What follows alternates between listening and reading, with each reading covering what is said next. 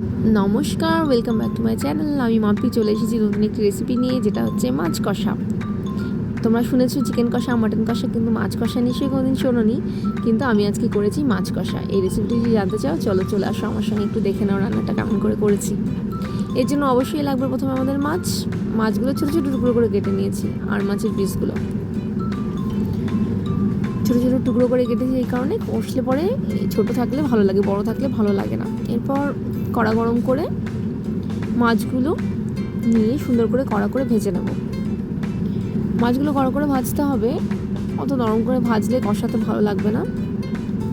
মাছের সাথে নিয়েছি কিছু আলু, আর নিয়েছি কুচনো পেঁয়াজ, যেগুলো আমরা সোমবারে ইউজ করব। তাই আলুগুলো যখন নিয়েছি ডুমডুম করে কেটে নিয়েছি। মাছের কষায় ডুমডুম করে আলুগুলো দেখতে ভালো লাগে, আর পেঁয়াজও ঠিক ওরকমই কেটে নিয়েছি ডুমডুম করে। পেঁয়াজগুলো লম্বা আকারে কাটিনি। আর মাছ সোমবারের জন্য নিয়েছি, যখন রান্নার পর সোমবার দেবো, আমরা তেজপাতা, জিরে, গোটা গরম মশলা, একটা শুকনো লঙ্কা। মশলার জন্য নিয়েছি 2টো শুকনো লঙ্কা, জিরে, ধনে, অল্প আদা, অল্প রসুন, আর একটা পেঁয়াজ। এগুলো নিয়ে আমরা পেস্ট করে নেব। সব কিছু মিলিয়ে আমি পেস্ট করি এই কারণেই, কেননা বারবার করে আলাদা করে করতে গেলে সময় অনেকটা বেশি লাগে, আর আমার সময় তো জানোই তোমরা খুব একটা বেশি থাকে না, তাই আমি একেবারে সব পেস্ট করি।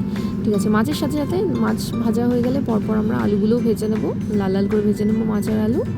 এরপর সোমবারে দিয়ে দেবো তেলে সেই গোটা গরম মশলা, তেজপাতা, শুকনো লঙ্কা এবং জিরে ভাজাগুলো, সোমবারগুলো লাল হয়ে গেলে আমরা দিয়ে দেবো ওর মধ্যে পেঁয়াজ কুচিগুলো সুন্দর করে লাল করে ভেজে দেবো। এগুলো ভেজে নিতে হবে হালকা লাল করে, খুব পুড়িয়ে ফেলবো না, হালকা লাল হলেই আমরা ওর মধ্যে মশলাগুলো দেবো।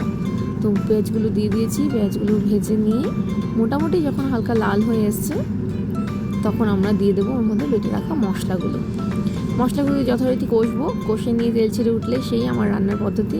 তেল ছেড়ে গেলেই কড়াই থেকে পুরো শুকিয়ে নিতে হবে। শুকিয়ে যাওয়ার পর আমরা দিয়ে দেবো এর মধ্যে সামান্য গরম জল। খুব বেশি জল দেবো না এই কারণে, কেননা এটা মাছ কষা। এরপর জলগুলো দিয়ে ফুটে উঠলে মাছ আর আলুগুলো দিয়ে সুন্দর করে মাখিয়ে নেব। যখন সবকটা মিলে একদম মাখো হয়ে যাবে, দিয়ে দেবো 2টো কাঁচা লঙ্কা ফ্লেভারটা অসাধারণ। কাঁচা লঙ্কা, আর নামানোর আগ দিয়ে দেবো আমরা এর মধ্যে অল্প ঘি। ব্যাস, রান্না ডান। কেমন লাগলো তোমাদের অবশ্যই জানাবে, আর ভালো লাগলে লাইক, কমেন্ট এবং সাবস্ক্রাইব করে পাশে থেকো। নমস্কার বন্ধুরা, চলে আসবো আমরা আবার আগামী রেসিপি নিয়ে। আজকের জন্য টাটা।